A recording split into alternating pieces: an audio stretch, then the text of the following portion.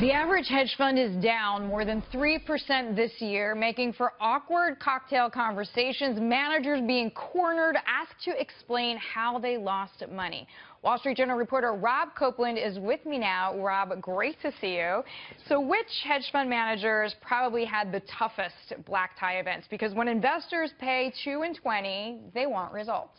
Well, look at what happened this year. All the big consensus trades, they went totally bust. No one expected oil to keep falling. Oil plummeted. Valeant Pharmaceuticals, a huge pharmaceutical company. There were a lot of M&A deals which took investors by surprise. Sure. Bill Ackman, down 16% through last week. David Einhorn down 20%. These are huge numbers. They are huge numbers indeed. So they had a rougher holiday season, let's say. Who are the managers who either didn't have money in the calls that a lot of people did, or just saw things from a completely different, more profitable perspective? I think a real interesting one is someone named Lee Ainsley, who runs about $10 billion at Maverick Capital. What he said was in May that he was very worried that there'd be a rush for the exits, that everyone would want to sell these very popular positions. So he switched out of them. He starts shorting Apple component makers, Chinese stocks, and of course China hits huge trouble.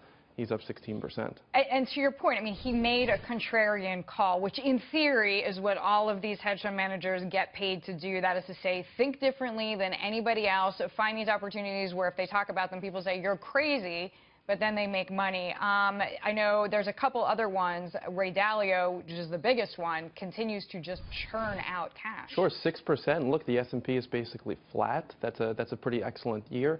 The problem is, these managers need to be going long and short. They should be making money on both ends. The excuse that things didn't move in either direction, that doesn't really fly. It doesn't really fly. There's two others. Melissa Coe also. Melissa Coe of Copeland used a ton of leverage, shorted the euro.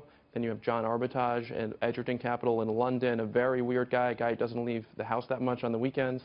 But he shorted oil stocks. It was the right thing to do. It certainly was this year. Rob Copeland, great to see you. Thank you very much. Great piece in the Journal.